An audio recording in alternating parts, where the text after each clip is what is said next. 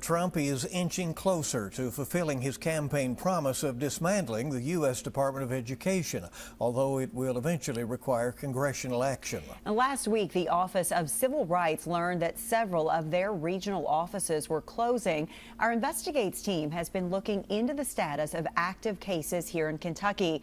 Kelsey Soto is joining us now with the story of two parents who are worried that their claims will be forgotten. Kelsey? Well, last week, nearly half of the Department of Education's 4,000 employees learned that they would be losing their jobs, several hundred of them coming from the Office of Civil Rights. And they're in charge of investigating allegations of discrimination based on race, gender, disability, and even religion against school districts and colleges.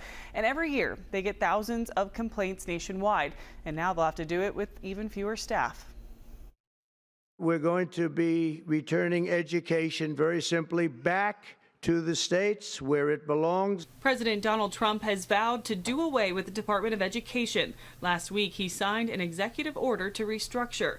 Mass layoffs were announced, eliminating 50% of their workforce, like Brittany Coleman, who worked at the Office of Civil Rights. Concern after concern that, with what we're seeing by just shoveling this work off to other regional offices that are already short-staffed anyway throughout OCR, that it means that students aren't going to get the help that they need in a timely manner, and that it can cause lasting effects because we're not able to intervene in time.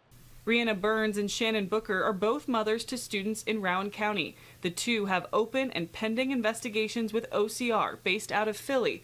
Well, they did. 7 of the 12 regional offices were closed last week, including the Philadelphia location, which served Kentucky.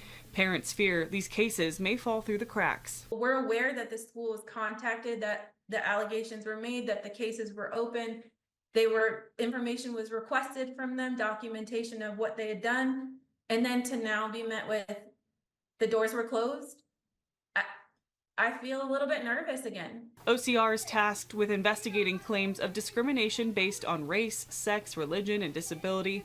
If the office finds evidence of discrimination, they can force a school district or college to change policies and direct them to provide services to students. Sometimes OCR even monitors schools to make sure they comply. You have to have an effective mechanism in play. If you want to uphold the rights of students, of people in general, there has to be an effective mechanism in play and somebody willing to uphold it.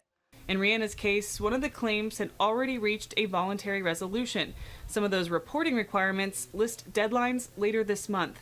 But with no oversight, she worries those changes won't come. And it scares me to think that nobody cares, that so many kids are left unprotected right now.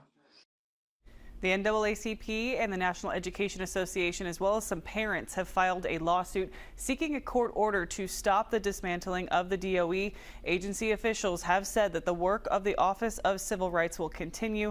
However, the two women I talked with say neither one has been contacted by another regional representative to give an update on their case. Bill?